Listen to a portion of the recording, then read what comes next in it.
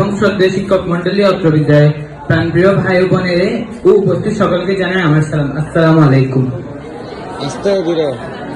অত্যন্ত দুঃখ ও ভারাক্রান্ত মন নিয়ে বলতে হচ্ছে আজ আমাদের বড় ভাই বোনদের বিদায় অনুষ্ঠান।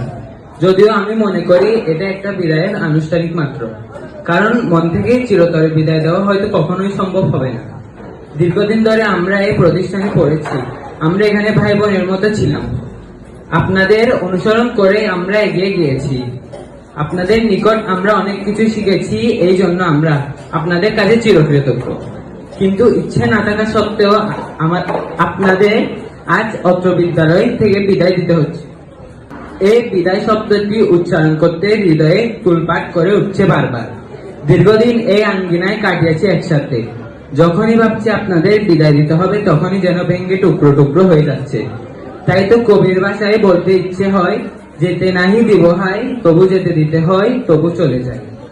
সমাপ্ত করে পরের আরেকটি অধ্যায়ে পা রাখার উদ্দেশ্যে আপনারা বিদায় নিচ্ছেন। আপনাদের জন্য আমরা অনেক দোয়া করি, আপনার সাফল্যের স্বর্ণ শিখরে পদার্পণ করতে পারি। আপনারা যেন ভবিষ্যতে শিক্ষা জীবনের আরো উন্নতি করে দেশ ও জাতি গঠনের ভূমিকা রাখতে পারেন। আমরা আপনাদের চলা পথ অনুসরণ করব। আপনারা যদি কোনো কষ্ট পেয়ে থাকেন বা আমাদের ছোট কিংবা বড় কোনো ভুল করে থাকি, তাহলে আমাদের ক্ষমা করবেন।